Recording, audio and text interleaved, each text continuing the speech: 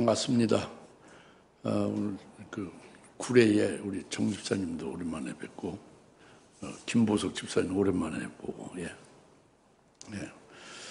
지금 세계적으로 코로나 바이러스 디시즈가 2천만이 넘었잖아요. 그 죽은 자도 뭐 수백만이 이르지 않습니까? 아주 사상 유례 없는 큰 그 역병의 아주 큰 위기죠. 우리나라는 방역을 간에 잘 했어. 우리 교회도 열심히 잘 거기에 따라줬고 해서 많이 이제 이렇게 한 자릿수로 이렇게 국내 확진자가 줄어들었었는데, 근자에 다시 교회를 중심으로 해서 많은 확진자가 늘어나서 지금 160명 이상으로 막 하루에 이렇게 확진자가 교회가 주로 이렇게 일어나는, 교회 안에서. 그래서 이것은 뭐 교회의 무슨 종교 탄압이 아니고 경기도 지사가 행정명령을 내렸지 않습니까? 이건 상황이 이렇게 나빠지는 것을 우리가 감안하면서 그 긴장에 해이되면 안 된다는 것을 우리가 가르쳐 준 거죠. 그래서 이 코로나 바이러스에 걸리면, 한 사람이라도 걸렸다면 우리 교회가 폐쇄되는 거예요. 아예 폐쇄되는 거예요. 걸리면 안 되지, 그죠? 본인들에게도 그렇지만 교회적으로도 안 되는 것이죠. 그리고 이 빌딩 자체도 다 폐쇄되는 거예요. 우리 교회에서 한 사람이 나왔다 하면은. 그러니까 이 기독교는 이타적인 거잖아요. 남뿐만 아니라 다른 사람을 위해서도 이것이 그때 사랑으로 빛을 발해야 되는데, 이렇게 우리가 되면 안 되죠, 그죠? 그래서 오늘 이렇게 2m씩 간격을 띄었고, 또 이제 참 오늘 함께 이렇게 예배를 드려야 되는데, 교육권에서 지금 영상으로 TV 앞에서 지금 예배 드리는 분도 꽤 있지 않습니까? 우리 청년들이 아마 가 계신 거 같은데 안타깝죠. 같이 함께 이렇게 대면해서 예배를 드려야 되는데, 그러나 거기서 더 하나님께서 은혜를, 교육관에서 영상 TV로 예배드리는 그들에게도 더 큰 은혜를 주실 줄 믿습니다. 또 식당에서도 예배를 드리고 있는데 여튼 다 크게 은혜를 받게 될 줄 믿습니다. 여튼 이렇게 예배드리기 어려운 때인데 이렇게 나와서 예배드린다는 거 큰 은총이에요. 코로나 걸리면 예배를 못 드리죠. 그냥 막 죽어 나가는데 뭐 배가 썩어서. 그것이 하나님의 뜻이고, 그것이 진리의 빛을 가지고 하나님의 생명으로 사는 자에 대해서는 산 자로서 그 생명은 코로나 바이러스의 바이러스에 삼킴받지 않아요. 이 생명 빛은 어둠이 빛을 삼킬 수 없는 거예요. 그러나 육체는 얼마든지 마귀가 삼킬 수 있는 겁니다. 육체 몸은. 그러니까 몸이 코로나 바이러스를 걸리면 뭐 기독교인이라고 안 죽을 수 없어요. 다 죽어요. 그러나 영은 하나님의 생명 안에서 영생하는 자는 그것은 절대 코로나 바이러스가 어찌할지 못하는 거죠. 그러니까 우리는 영적 생명, 영원한 생명으로 사는 자들이죠. 그러나 몸이 주님 재림할 때 혼과 영과 몸이 온전히 보존되기를 원한다고 그랬잖아요. 몸이 이게 첫째 벌의 영광에 이를 수 있는 영광을 받을 수 있는 몸으로 보존되어야 그 길로 갈 수 있지 않습니까? 그러니까 교통사고 나서 비명 행사해도 안 되는 것이고, 코로나 바이러스 걸려도 안 된다 그겁니다. 무슨 말인지 알겠죠? 그래서 우리가 이렇게 마스크를 다 쓰고 불편한 가운데 예배를 드리고 있지만, 그럴수록 하나님의 은총을, 하나님의 사랑을 더 깊이 깨달으면서 감사를 해야 된다 그거죠. 우리 자신들을 위해서고 남을 위해서 하는 거예요. 이것을 무슨 이게 잘못 무슨 탄압을 받고 막 핍박과 큰 시련을 당한다고 생각하면 안 되는 거예요. 그러나 전체적인 맥은 우리는 주의 재림의 날이 가까운 것을 알고, 그 환란의 그 오르디너라는 환란의 시작이 지금 여자가 아이 낳기 전에 양수 터지듯이 그것이 코로나 바이러스라는 거 알지 않습니까? 그게 신호탄이란 말이 지금 현재. 이보다 더 큰 이제 7년대 환란의 본격적인 환란이 바로 오게 돼 있다. 그것을 알려주는 거다. 그겁니다. 이제 그래서 그 환란을 기다리는 우리들에게는 이게 좋은 일이 되는 거죠. 오늘 말씀을 하나님이 주시는 걸 잘 그래서 믿음 받고 은혜를 받으시기 바랍니다. 주일마다 하나님이 주신 말씀은 무슨 말씀이냐면 하나님의 사랑에 대한 거예요. 성자 하나님의 사랑. 특히 인자 같은 분으로 금초대 교회에서 역사하시는 하나님의 아들 우리의 주님이 되시고 있다는 것을 우리가 깨닫고 있지 않습니까? 그분이 우리에게 그 특별한 은총과 사랑을 베풀어 주시면서 우리를 구원하시는 길로 인도하시지 않습니까? 오늘은 특별히 그 인자 같은 분의 용모에 대해서 말씀하고 있잖아요. 용모 얼굴이 그 해가 그 맹렬한 기세로 맹렬한 기세로 비치는 것 같은 그런 용모다 그래요. 그러니까 어려운 말 같지만 해가 태양이 아주 힘있게 아주 그냥 아주 그 불같이 빛난다 그래요. 예? 불같이 막 불타는 그런 얼굴로 나타나신 거죠. 해가 그 맹렬한 기세로 비치는 것 같은 용모로 나타나셨다고 해요. 그런 주님이 우리의 주님이라고 믿으셔야 돼요. 좀 생소하지만은 오늘 말씀이 그겁니다. 주님이 우리의 주님이 어떤 분이냐? 태양의 그 맹렬한 기세로 비치는 것 같은 얼굴로 우리에게 주님이 되신다는 것. 그것을 우리가 깨달아야 된다는 거죠, 오늘. 좀 생소하고 어려워도 여러분이 영적인 신앙생활을 해야 되고 하나님의 자녀로서 하나님의 말씀을 들어야 되기 때문에 오늘 주신 말씀을 영으로 받으시길 바랍니다. 주의 깊이 받아야 돼요. 아주 주의를 집중해서 길게 믿음을 받지 않으면 여러분들 하나도 은혜가 안 되죠. 그냥 한번 듣고 그냥 한 귀로 흘러버리면 많습니다. 예. 그리고 예수 믿는 분들도 이것을 영으로 성령으로 의지해서 듣지 않으면 하나도 알아먹을 수 없어요. 알아들을 수 없어요. 소화가 안 되는 거예요. 소화가 안 되면은 그게 자기가 생명이 안 되고 자기의 복이 안 되는 거죠. 그래서 성령을 의지해야 되죠. 영의 귀로 들어야 됩니다. 예, 할렐루야.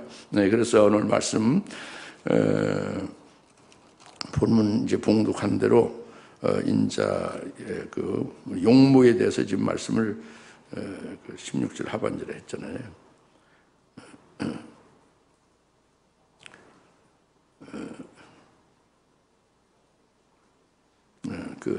그러니까 인자 같은 분을 지금 13절에서 봤죠. 일곱 금추대 사이에 계신 인자 같은 분을 사도 요한이 봤죠.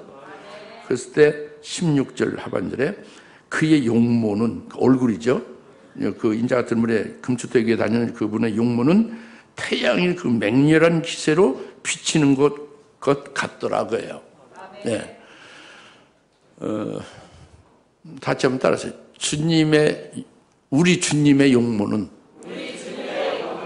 태양이 그 맹렬한 기세로 비치는 것 같은 용모다. 태양이 그 맹렬한 기세로 비치는 것 같다. 이렇게 따라서 해도 뭐 감이 안 잡히죠. 예. 그게 무슨 말인가? 태양은 알아요? The sun. 예? 태양 알죠? 해. 태양이 그 맹렬해서 막 힘있게 비치면 어떻게 되는 거예요? 어마어마하게 막 뜨겁고 밝고 엄청나죠. 그런데 그것이 태양 가장 가까이 가 있어야 그걸 느낄 수 있겠지, 그죠? 여튼 그 해가 태양의 맹렬한 기세로 비치는 것 같은 얼굴로 우리의 예수님이 되신다. 우리의 주님이 되신다. 이것이 오늘 참 중요한 말씀이에요. 그런데 고린도 후서 4장 6절에서 보면, 고린도 후서 4장 6절에서 보면은, 예수님의 얼굴에 있는 하나님의 영광을 아는 빛을 우리 마음에 비춰줬다 그래요. 예수님의 얼굴에 있는 하나님의 영광을 아는 빛. 그래서 빛이 있으라 하는 말씀이 바로 이것이다. 예수님의 얼굴에 있는 하나님의 영광을 아는 빛을 우리 마음에 비추는 것이 어둠의 빛이 비추라 하는 말씀이 바로 그거다. 조금 다시 설명드리면 나나 여러분 심령은 하나님같이 밝지는 못하죠. 어둡죠. 여러분 신앙의 정도에 따라 다 어둡죠. 어둠이 다 있습니다. 그 어두운 심령에 그 예수님의 얼굴에 있는 하나님의 영광을 그 광채로 내 어두운 심령에 비춰주시는 것. 이것을 말씀하는 거예요. 그러니까 그것은 무슨 영광의 것이냐? 그것은 복음이고 진리의 빛을 비춰주는 거예요. 우리 심령에, 우리 어두운 심령에 복음과 진리의 빛을 비춰주는 것을 말한다고 합니다. 그런데 좀 더 구체적으로 복음과 진리의 빛을 우리 어두운 심령에 비춰준다는 것이 무엇을 말하느냐? 예수님의 얼굴에 있는 하나님의 영광하는 빛인데, 그게 복음과 진리의 빛인데, 그것이 구체적으로 어떤 빛으로 우리에게 비춘다는 말이냐 이거죠. 그것은 마태복음 17장의 1절 이하로 가서 보면 그걸 깨달을 수 있어요. 그것은 바로 뭐냐면 엿새 후에 예수님이 아주 따로 높은 산 위에 올라가셨잖아요. 높은 산 위에 올라가셨을 때 예수님 얼굴이 해같이 빛났죠. 예수님 지금 저를 보세요. 저를 보고 똑바로 저 영으로 들으셔야 된다니까. 필기하지 마시고 딴 생각하지 마시고 여기저기 둘러보지 마시고 딱 하나님을 바라보세요. 하나님은 정면을 봐야 돼요. 그 영으로 받아들이셔야 된다. 그렇지 않으면은 여러분 생명이 안 돼요. 지식이 돼야 소용없습니다. 여러분 지식이 돼야 뭐 지식을 가지고 하늘나라 갑니까? 몸을 벗을 때 다 지식도 없어지고 마는 거죠. 여러분 영 속에 생명이 되져야죠. 할렐루야. 그래서 예수님의 얼굴에 있는 하나님의 영광 빛은 바로 뭐냐면 그것은 마태복음 17장에 가서 알 수 있다고 합니다. 예수님의 얼굴이 해같이 빛나는 것이라고 합니다. 예수님의 얼굴에 해같이 빛나는 것은 그 마태복음 17장 9절에 가서 볼 때에 인자가 죽은 자 가운데서 다시 살아난 후에 이 광경을 사람들에게 말해라. 제자들 그렇게 말씀했죠. 인자가 죽었다가 살아난 이후에 지금 너희가 본 이 광경은 예수님의 얼굴에 해같이 빛난 이 영광된 그 광경을 다른 사람에게 말해라. 언제? 예수님이 죽었다가 다시 살아난 이후에. 그러니까 부활을 말하는 거죠.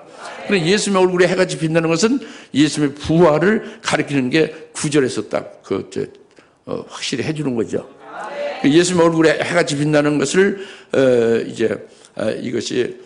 이것을 믿는 자가 예수님의 부활을 믿는 것이고, 그리고 모든 그 교회들을, 모든 예수 믿는 그리스도인들은 전부 이것을 믿습니다. 예수님의 얼굴에 해같이 빛났다는 거, 이 마태복음 17장의 말씀을 믿어요. 뭐, 믿지 않는 사람도 있을지 모르지. 그냥 이것은 기록된 어떤 신화다, 소설이다, 이렇게 생각하는 사람은 그건 진짜 예수를 믿는 건 아니죠. 예수님이 일생 동안 하신 일과 예수님이 하신 말씀이나 이런 것들을 믿어야 되잖아요. 그게 예수 믿는 거죠. 예수님의 얼굴이 해같이 빛난 것은 인자가 죽었다 다시 살아나는 것을 말하고 그 광경, 그 주님의 부활의 그 광경을 살아난 후에 비로소 너희들이 나가서 얘기해라 그랬잖아요. 이것을 교인들이 믿고 모든 교회가 이걸 믿는다고 합니다. 그 예수님의 부활을 믿는 거죠.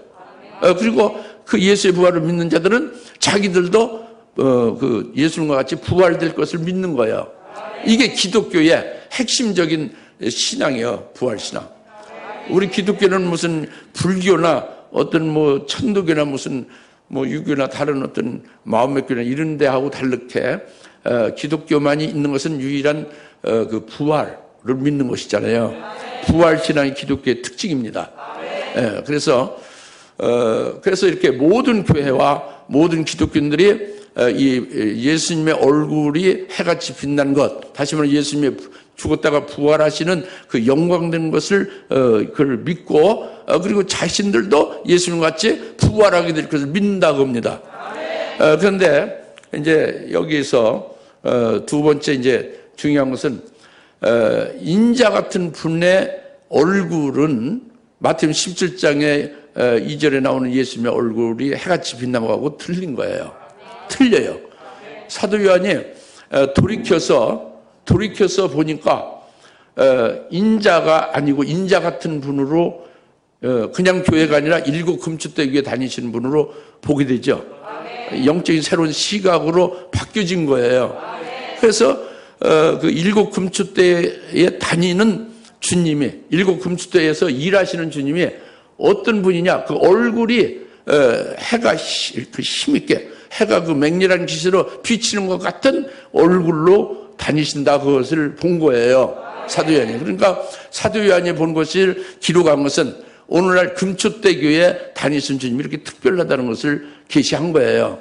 그것이 결국은 예수님의 얼굴에 해같이 빛나는 것은 부활의 영광을 말씀한다고 그랬잖아요. 모든 교인들이, 모든 기독교인들이, 모든 교회들이 이걸 다 믿는다고 그랬죠. 그런데 예수님의 얼굴에 그 태양의 해가 그 맹렬한 기세로 비치는 것 같은 얼굴에 주님은 모든 교회에 있는 게 아니에요. 일곱 금초대교에 다니는 주님이지. 이것은 바로 뭐냐면 부활의 영광이 아닙니다. 부활의 영광이 아니고 그와 달리 더 좋은 부활의 영광을 주시는 재림하실 주님을 가리키는 거예요. 주님이 재림하실 때에 더 좋은 부활의 영광을 주시는 것을 그것을 해가 맹렬한 기세로 비치는 것 같은 예수님으로 나타난 거예요. 이 말이 어렵습니까? 여러분 금초대교에 다니지 아니하면은 어렵겠죠. 해당이 안 되니까. 그래서 여러분이 해당이 된다면 해당되는 자는 성령으로 이 말씀을 예수님의 이 용모로 나타난 그 주님이 여러분의 주님이라는 것을 받아들이기가 어렵지 않죠. 할렐루야. 네. 그러니까 모든 그 예수 그리스도를 믿는 그리스도인들이 주님과 똑같은 모습으로 부활해서 하늘나라에서 영생하게 될 것이라고 믿고 소망하고 산다고 합니다.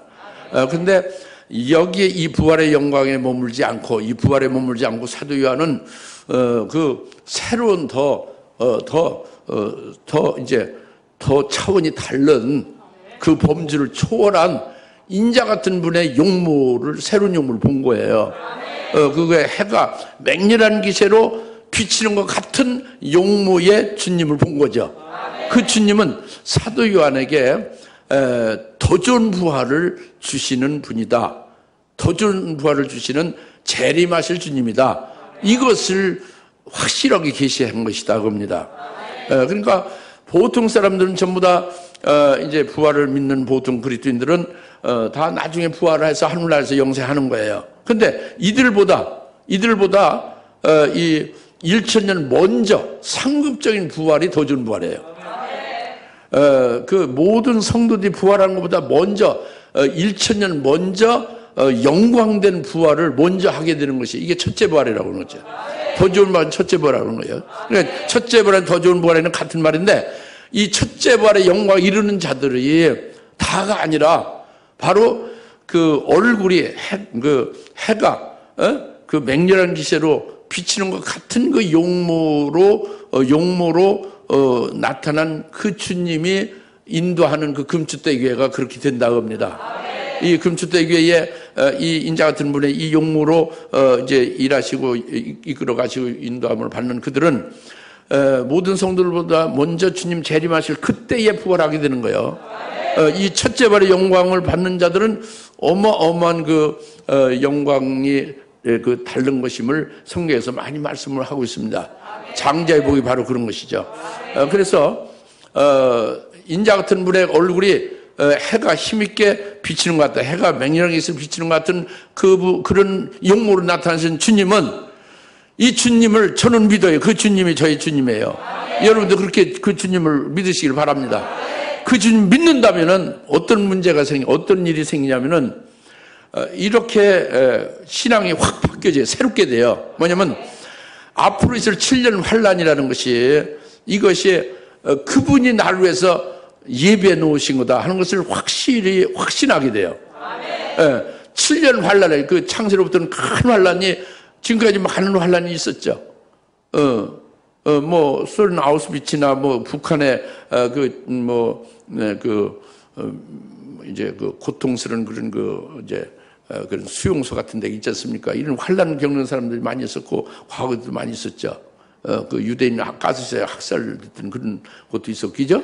이런 환란이 많이 있었지만 이런 환란보다 더 어마어마하게 극심한 환란이 앞으로 주의 재림전에 7년이 있을 것을 마태복음 24장 21절에 말씀하시고 다니엘서 9장 27절에 말씀하고 있지 않습니까? 그렇기 때문에 이 환란이 뭐냐? 이것을 금초대교에 주님의 얼굴이 그 맹렬한 기세로 비치는 것 같은 그 주님을 자기 주님으로 모시고 인도를 받는 자들은 이 7년대 이 환란을 자기를 위해서 예배했다는 것을 알게 되는 거예요. 자기를 위해서, 나를 위해서 예배했다는 거예요. 그 주님이 그걸 가르쳐 주는 거죠. 그리고 그 태양의 해가 그 맹렬한 기세로 힘있게 비치는 것 같은 그 주님은 그 환란을 나를 위해서 예배했을 뿐만 아니라 그 환란 날이 지금 가까이 온다는 것을 알려주는 것은 바로 이제 그 환란이 가까이 온다는 것을 깨닫게 해주는 것은 바로 내게 주님이 주실 더 좋은 부활의 영광을 받을 날이 더 가까워 오고 있다는 것을 깨우쳐 주는 것이 되는 거예요. 그 주님이. 그래 이것을 깨닫게 되면은 아주 힘나죠. 힘이 샘솟죠. 빨리 그것이 그날이 그 더 좋은 부활의 영광을 받을 그날이 내게 이루어지기를 간절히 사모하게 된다고 합니다. 그렇게 사모할 수 있게 하고 힘이 샘솟게 하시는 주님이 바로 그 해가 그 맹렬한 기세로 비치는 것 같은 주님의 용모로 나타나신 거예요. 그리고 그 금추대기에 나타나시고 다니시고 일하시고 계시는 겁니다. 그래서 금추대기에 속한 자들을 이기는 자로 세우시는 거죠. 아멘 안 하시는 분도 많이 있는데 좀 믿으십시오. 믿으셔야 됩니다. 믿지 않으면 멸망이요. 예수 믿는데 왜 멸망이냐? 예수 믿으면 멸망은 아니죠. 근데 예수 믿다가 배도하니까 환난 날에는 그 극심한 고통을 견디지 못하고 기근과 흉년과 여러 가지 적그 때 그 고문과 역사를 견디기 어려우니까 넘어진단 말이죠. 그러나 주님이 어떤 주님이냐? 태양의 그 맹렬한 기세로 비치는 것 같은 주님이 자기의 주님이 된다면은 자기를 위해서 그 환난 그 어려움 그 고문이나 그런 걸 다 허락해 주셨으니까 그 주님께서 그것을 맞이할 때 환난을 맞이할 때 거기서 이기게 하시는 역사를 다 해주실 것을 그것도 믿는 것이죠. 믿음으로 이기게 되는 거예요. 결과는. 할렐루야. 그냥 다른 거죠. 그러니까 사느냐 죽느냐가 여기는 영적으로. 잘 아시겠죠? 지금 말씀드린 요지는 예수님의 얼굴이 해같이 빛나는 그것은 모든 교인과 모든 기독교인들이 모든 교회가 다 믿는다고 합니다. 부활을.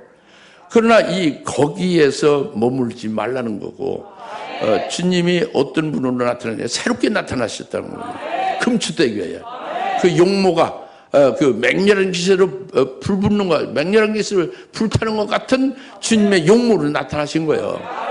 그 주님이 우리의 주님이 되셔야 당연한 건데 그걸 당연히 믿고 받아들이라는 거죠. 이제 그리고 세 번째로는 주부의 말씀한 대로 요한이 그를 보자 죽은 것 같이 엎드러지느라 해서 17절에 그죠? 내가 그를 보자 죽은 것처럼 그의 발 앞에 엎드러지니 그렇게 지금 말씀했는데 사도 요한의 그 인자 같은 분, 그 용모가 그 태양에 그 맹렬한 기세로 비치는 것 같은 그런 용모로 나타나신 주님을 보자마자 땅에 엎드러졌죠. 그죠? 땅에 머리를 대고 엎드러졌죠. 엎어졌단 말입니다. 그것이 뭐냐? 그것을 뭐냐? 그걸 알아야 나나 여러분도 그렇게 되어지는 것이 되죠. 이걸 알지 못하면은 엎드러지는 그냥 뭐 뻣뻣이 있어도 아무 무슨 이상이 없고 아무 무슨 느낌도 없고 변화도 없죠. 그죠? 그러면 생퉁그러진 거지. 아무 관계가 없는 거예요. 주님과 나하고 아무 관계 없어요. 그 왜 그러냐? 보지 못한 거죠.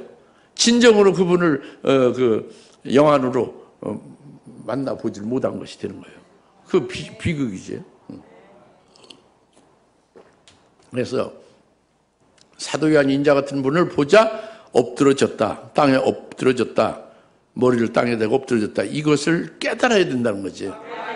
그런데 이것을 깨닫기 위해서는 구약에서 살아계신 하나님의 종 다니엘을 말씀하죠. 살아계신 하나님의 종 다니엘이 그 다니엘서 10장에서 똑같이 요한과 똑같은 이런 상황에 이르렀어요. 땅에 엎드러져서 죽은 것 같이 됐습니다. 그것이 바로 뭐냐면 다니엘서 10장에서 그 10장 8절에 히데길 강에서 세마포 입은 영광의 영화로운 모습을 갖추고 주님이 나타나셨어요. 다니엘에게. 세마포를 입고. 히데길강에서. 근데 그 큰 환상을 보고 다니엘이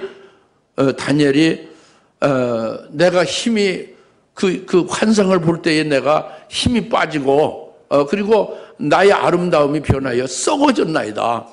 그래서 내가 힘이 빠졌나이다 그랬죠. 그 9절에 내가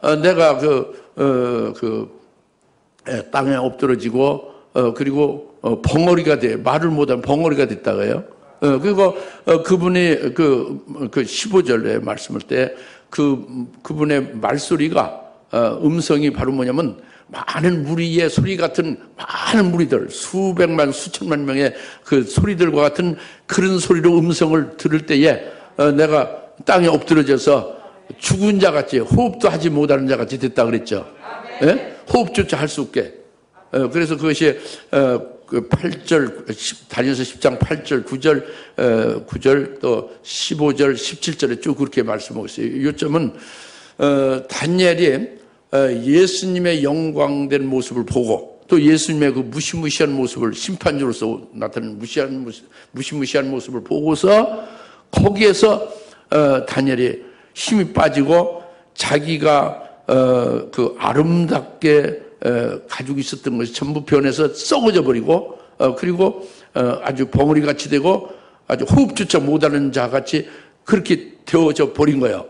그렇게 되니까 그대로 그냥 땅에 엎드려져 버리고 만 거죠. 그죠? 이것이 다니엘로 이제 보여준 그 내용이고 이거와 똑같은 게 사도 요한의 오늘 본문의 말씀입니다. 사도 요한이 주님이 인자 같은 분으로 영광된 그 모습을 보니까 그러니까 땅에 엎드려져서 죽은 자 같이 됐다 그거잖아요.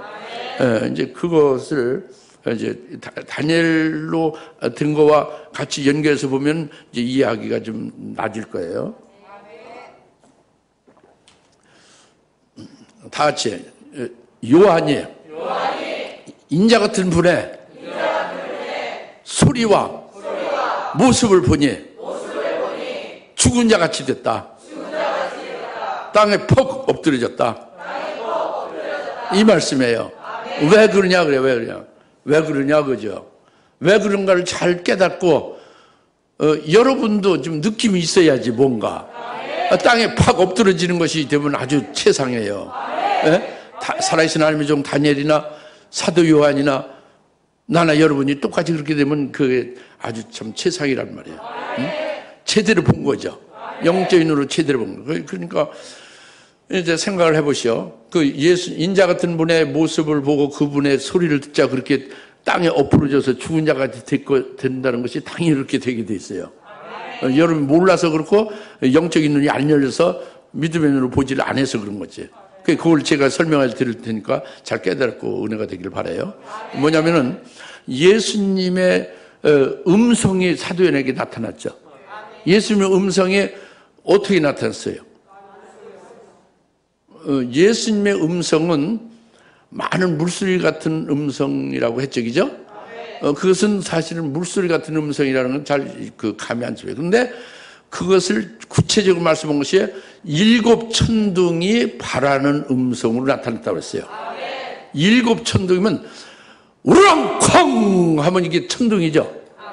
내 목소리 적은 거예요. 이 천둥이 한번 치면 그다음 보는 게 지고 그러면 그냥 다 그냥 소름이 끼치죠. 예? 오싹 놀라죠. 그런데 이 천둥 하나가 치는데도 이렇게 오싹 소름이 돋고 놀라는데 7 천둥 소리가 동시에 발했다고 해요. 7 천둥 소리가 발해지면 어떻게 되었어요? 이루면 안 할 수 없지. 아니 천둥 소리 하나에도 놀래 자빠질 정도인데 7 천둥 소리로 주님의 음성이 발해진다고요. 무슨 말인지 이해 갑니까? 감이 오죠? 7 천둥 소리를 발하는 음성이 주님의 음성이다. 그 음성을 사도연이 들은 거예요. 예? 들은 겁니다. 우리도 믿음으로 들을 수 있다고 생각해야 돼요. 그리고 그 사도연이 본 것이 뭐냐면은 사도연이 직접 이렇게 돌이켜서 인자 같은 분의 모습을 볼 때에 주님의 눈이 어땠어요? 불꽃 같은 눈으로 나타났죠? 근데 불꽃 같은 눈이라는 게 불꽃 같은 두 눈으로 나타나는 게 아니에요. 일곱 눈으로 나타나신 거예요. 눈이 일곱의 불꽃 같은 일곱 눈으로 확 이제 요한에게 나타난 거예요. 그것을 보면 어떻게 했어요? 보통 사람 두 눈으로, 예수님 생전에 인자 때는 두 눈이었잖아요.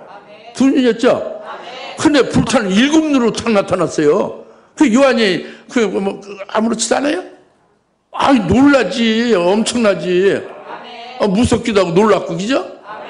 두 눈이 아니라 일곱 눈으로 불타는 눈으로 확 나타났단 말이에요. 음성, 일곱 천둥이 바라는 음성과 같은 그 소리가 들리면서, 그러니까 이거 뭐 정신 나갔지, 넋이 나가는 거지. 그 소리를 듣고 보니까 그뿐만이 아니라 발은 어때요? 빛나는 녹 같은 발은 막 맹렬한 진노의 심판을 하는 그런 발로 보여주고 있다고 합니다. 그러니까 그 주님의 빛나는 녹 같은 발, 심판주 앞에 벌벌 떨게 되지. 무섭죠. 그렇죠? 그 하나님의 공의의 어미가 대단하지 않습니까? 그런 발로 나타나신 거예요. 예? 그리고 주님의 그 입에서는 뭐가 나와요? 입에서는 날카로운 칼이 쫙 나오잖아요. 입에 오른쪽 왼쪽으로 그 칼이, 예리한 칼이 쫙 나왔단 말이에요. 그 칼이 입에서 쫙 좌우로 나오니 얼마나 무서워요.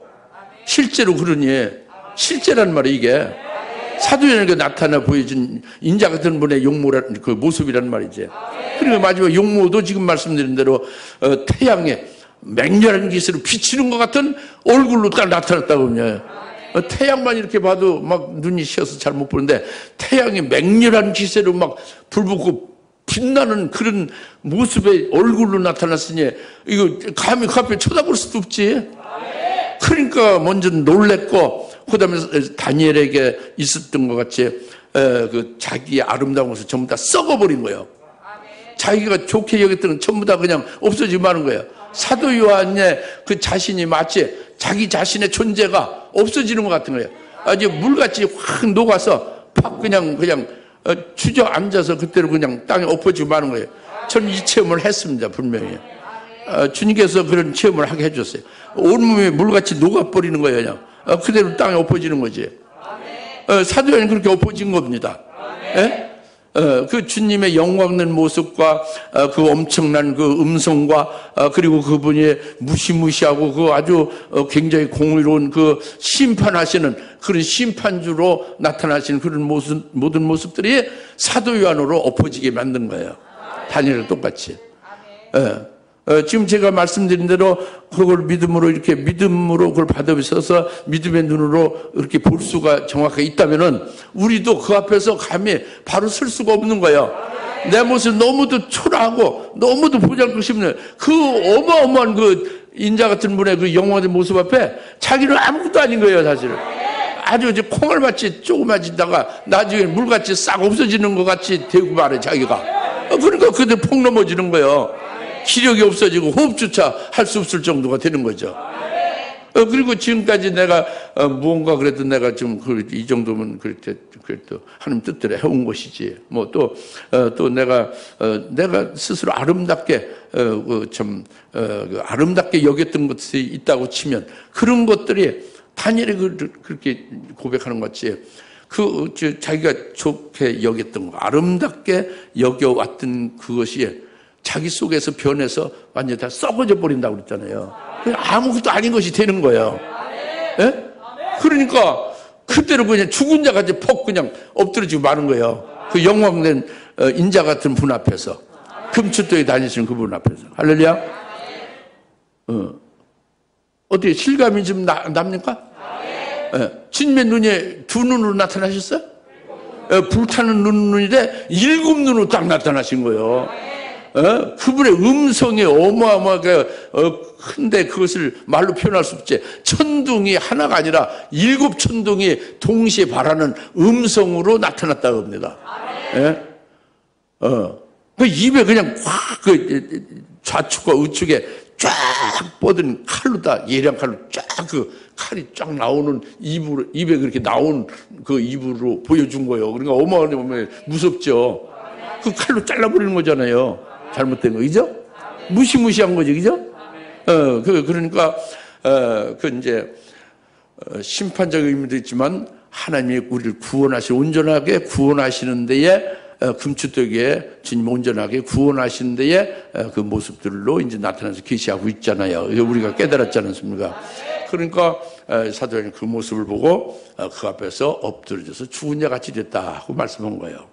그래서 그렇게 되자 그 인자 같은 분이 어떻게 했느냐면 17절에서 그러니까 내가 그를 보자 죽은 자처럼 그의 발 앞에 엎드려지니 그가 내게 오른손을 얹고 나에게 말씀하시니라 두려워 말라 나는 처음과 마지막이라. 손을 얹어주죠. 안수하는 거예요. 엎드려서 죽은 자 같이 되니까 힘을 북들여 주는 거죠. 여기 안수하는 거죠. 그리고 말씀하는 거죠. 두려워 말라 그럽니다. 두려워 말라. 두려워 말라. 다 같이 두려워 말라. 두려워 말라고 하는 것은 이제 우리가 너무 공포와 무서움에 벌벌 떨고 있는데 두려워 마 이렇게 말한다고 두려워 안 해집니까? 무서움이 없어집니까? 그렇게 안 되죠. 그러니까 주님께서는 손을 얹고 두려워 말라 하면 이건 주님께서는 진짜 두렵지 않게 두려움을 내쫓아 주시는 분이에요. 왜 그러냐? 요한일서 4장 18절의 말씀 바로 그겁니다.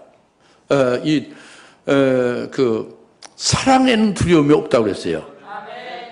그리고 온전한 사랑은 두려움을 내어 쫓는다고 그랬습니다. 두려움은 고통이 있으니 이것은 바로 두려워하는 자는 그 사랑이 온전하지 못한 것을 말한다 그랬죠. 여튼 온전한 사랑은 두려움을 내어 쫓고 두려움이 없다고 합니다. 사랑 문제예요. 그 인자 같은 분, 그 어무이하시고 막 무시무시하시고 그 영광된 영화로우신 모습으로 나타난 주님이 그 주님이 자기를 사랑한다는 걸 깨닫고 그 인자 같은 분이 자기 그 금추떡에 다니신 그 주님이 자기를 위하여 일하시고 자기를 엄청나게 특별히 사랑하고 있다는 것, 그 은혜를 받고 사랑을 하고 있다는 것을 자기가 깨닫고 믿으면 그 주님의 사랑을 받아가지고 있는 것이 되죠. 인자 같은 그 주님의 사랑을 받아가지고 있으면 그 사랑으로 그 주님을 사랑하게 됐어요. 주님을 사랑하면서 주님만 사랑하는 게 아니라 이 형제들, 이웃 우리 형제들을 똑같은 그 아가페 사랑을 인자 같은 분이 나에게 주신 사랑으로 그 형제들을 사랑하게 됐어요. 그 사랑이 말로 사랑하는 것이 아니라 자기의 생명을 순교제물로 바치기까지 이웃을 사랑할 수가 있게 되는 거예요. 이렇게 되는 경우는 이게 온전한 사랑입니다. 그 인자 같은 분으로부터 내게 주신 사랑을 깨닫고 믿음을 받아가지고 있으면 그 사랑으로 주님도 사랑하고 이웃도 사랑하게 돼 있어요. 그럴 때는 온전한 사랑이 자기 속에 있는 거예요. 그 사랑은 자기 목숨을 예수님과 똑같이 바로 자기 목숨을 버리기까지 하는 사랑이에요. 즉 말하자면 순교라는 말이죠. 순교할 수 있도록 딱 믿음이 서 있고 그와 같은 일사가구의 중심으로 하나님의 그 사랑 안에서 다른 사람도 사랑하며 그 사랑 안에 거하고 있으면 두려움이 없어지는 거예요. 이 온전한 사랑 안에 있는 자는 그 사랑으로 두려움을 내어 쫓는다고 합니다. 그러니까 인자 같은 분이 그런 모습으로 해서 두렵고 떨림이 있지만 주님께서 손을 얹으시며 사랑하고 있잖아요. 일으켜 주시고 있잖아요. 주님께 능력으로 안수해 주고 있지 않습니까? 그렇게 깨달아서 믿음 받으면은 그 사랑을 가지고 있으면 사랑은 두려움을 내어주는다. 온전한 그 주님의 인자 같은 분의 사랑이 자기 속에 두려움을 전혀 잊지 못하게 한다고 합니다. 믿으십니까? 그리고 환란이 오고 더 극심한 어떤 환경에서도 전부 조금 더 요동치 아니하고 두려워하지 않고 자기의 믿음의 길을 갈 수 있게 된다고 합니다. 이것이 두려워하지 말라는 거예요. 깨달으십니까? 두려움은 뭘로 내어줄 수 있다? 사랑으로. 두려움은 사랑으로만 내어줄 수 있어요.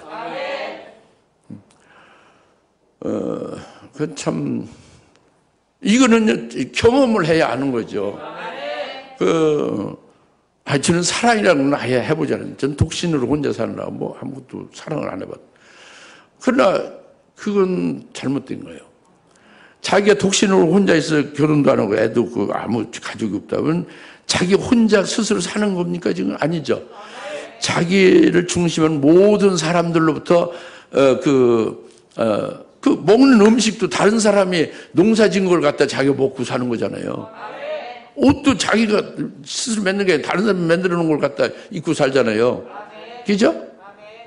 아니, 호흡하는 것도 내가 스스로 호흡하는 게 아니라 다른 분이 호흡할 수 있게 해주니까 호흡하는 거잖아요.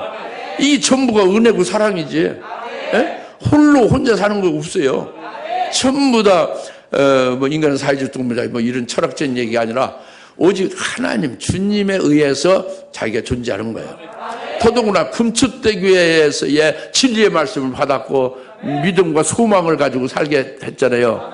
앞으로 꿈이 있지 않습니까? 이건 전부 특별한 인자 같은 분의 특별한 사랑과 은혜가 있기 때문에 가능한 거라는 말이에요. 그러니까 이 사랑이 이게 그거란 말이에요. 그리고 어디 이제 무슨 영화나 어디 무슨 이렇게 영국에서 이제 잡혀가 가지고 막 이제 죽음 앞에 놓고 있는데 서로 그 사랑하는 연인이 같이 잡혀가 있으면 그들은 두려워하지 않잖아요. 서로 우리 손 꼭 붙잡고 이제 같이 이제 그 어떤 죽음도 그 사랑을 어떻게 하지 못하잖아요. 그 사랑 안에 꼭 붙잡고 담대하게 나가잖아요. 그런 영화도 있어요. 많지. 그 영화뿐만 아니라 실제로도 많지. 우리들이 정말 주님의 뜨거운 사랑 안에 있으면 어디 가서 위험한 어떤 위경 속에서도 그 주님의 뜨거운 사랑 안에서 든든하죠. 아무 문제가 없지. 예? 그리고 무슨 병이 걸려서 죽을 지경이다 해도 죽는 부분에 대해서 절망이 없고 공포스럽지 않습니다. 왜냐하면 주님이 내게 함께 하시면서 끝까지 함께 하시면서 병을 허락을 하고 살고 죽는 모든 것이 그분에게 달렸으니 내가 주님의 재림하시고 재림할 주님을 맞이하고 재림할 주님을 맞이하기 전에 환난날에 순교시켜서 첫째 부활 도전 부활의 영광을 주님이 주실 것을 굳세게 믿고 있으면 병이 걸렸어도 그 병이 떠나갈 수만이 없어요. 그 믿음과 그 소망으로 인하여 그 두려움을 내어쫓고 병을 내어쫓고 귀신을 내어쫓는 것이 되는 거죠. 믿습니까? 그럼 문제가 없는 거예요. 예. 그 사랑은 두려움을 내어쫓는다. 온전한 사랑이 두려움을 내어쫓는다. 사랑 안에는 두려움이 없다. 그죠? 예? 두려워하는 것은 공포가 있는 것인데 그 온전하게 사랑하지 않는 자가 이게 두려움이 있는 것이다. 그죠? 예? 온전하게 사랑하면 두려움은 전혀 없는 거예요. 예? 두려워하지 말라. 그죠? 사도 요한이 그 인자 같은 분의 사랑 안에 거하게 되면 두려움이 없는 거예요. 두려워하지 말라. 오늘 우리한테 똑같은 거죠? 두려워하지 말라. 그 다음에 나는 처음과 마지막이다. 두려워하지 말라. 나는 처음과 마지막이다. 이렇게 말씀했잖아요. 아주 중요한 것입니다. 주님이 내가 처음이다. 사도 요한 너에게 나는 처음이다 하는 것은 처음은 태초의 말씀이에요. 예수님이. 예수님 태초의 말씀이에요. 처음이지. 태초의 말씀이 육신을 입었죠. 그리고 오셔서 십자가에 죽으셨죠. 우리 죄를 사하시기 위해서 죽으셨죠. 부활하셨죠. 승천해서 하나님의 보좌 앞에 현재 계시죠. 그분이 다시 우리를 데려 재림하신다고 합니다. 그런데 이것이 이제 그러니까 태초의 말씀과 함께 우리가 있었습니까? 있었어요. 태초의 말씀과 우리가 함께 있었어요. 굉장히 중요해요.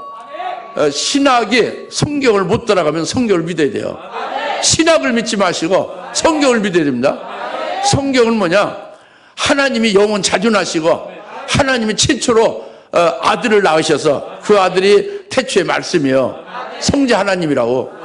그 성자는 태초의 말씀이 제일 먼저죠.